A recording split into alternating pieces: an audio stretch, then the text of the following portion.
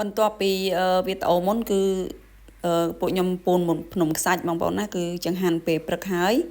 ក៏ពួកខ្ញុំពូនភ្នំខ្សាច់ហើយឥឡូវពួកខ្ញុំគឺដើរមកផ្សារបងប្អូនផ្សារគេនៅគៀកហ្នឹងគឺផ្សារកោះខែលគឺនៅគៀកហ្នឹងគឺខ្ញុំមករកអីដូចថាធ្វើចង្ហាន់លោកអីចឹងបើតែមកដល់អស់រលេងហើយបងប្អូនហើយម៉ោង10ម៉ោងអីដែរហើយម៉ោង9 10អីហើយពេលហ្នឹងអញ្ចឹងនឹកឃើញតែមីងញីអ៊ំគាត់លក់បន្លែហ្នឹងឯងអ្នកលក់នំលក់ណែកគឺទៅអស់ហើយវេលភ្លឹងអស់លេងហើយលក់ត្រីលក់អីលក់សាច់ហ្នឹងគឺវេលភ្លឹងអស់ហើយអញ្ចឹងខ្ញុំអត់ដឹងថាត្រូវទិញអីអញ្ចឹងហើយក៏នឹកឃើញថាចេះនឹកឃើញហ្នឹងចង់ទិញស្អីទេទុកយកទៅផ្ទះអញ្ចឹងខ្លះអញ្ចឹងទៅក៏នឹកឃើញពងមាន់ពងអីហ្នឹងបងប្អូនហើយនេះអីទិញបានចំហួយគឺមកយកទាំងអស់ហ្មងចំហួយហើយទិញបានស្ពៃជ្រក់យកមកទុកទៅផ្ទះ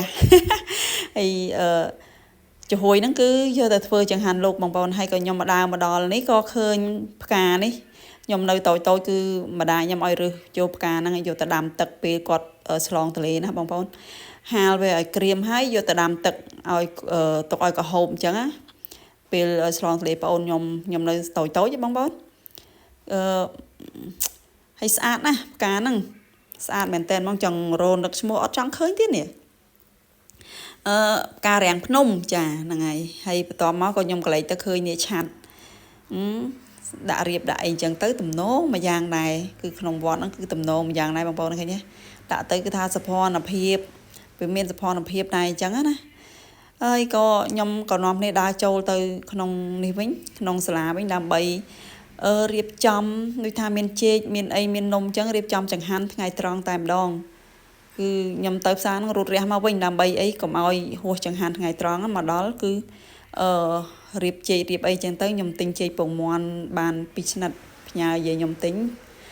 បាន2ស្និតអញ្ចឹងដល់ពេលហើយវាទុំល្អអញ្ចឹងបងប្អូនហើយឥឡូវខ្ញុំឲ្យយាយកាត់មកខ្ញុំអ្នកជូតអញ្ចឹងទៅឥឡូវយើងរៀបនំរៀបនែកអស់ហើយឥឡូវពេញយំណាបងប្អូនណានំហ្នឹងខែហ្នឹងគឺពេញយំតែម្ដងហើយក៏យាយគាត់ជួយរៀបនំឲ្យអស់អញ្ចឹងយើងជួយលើកយកទៅដាក់កន្លែងចង្ហាន់លោកតែម្ដង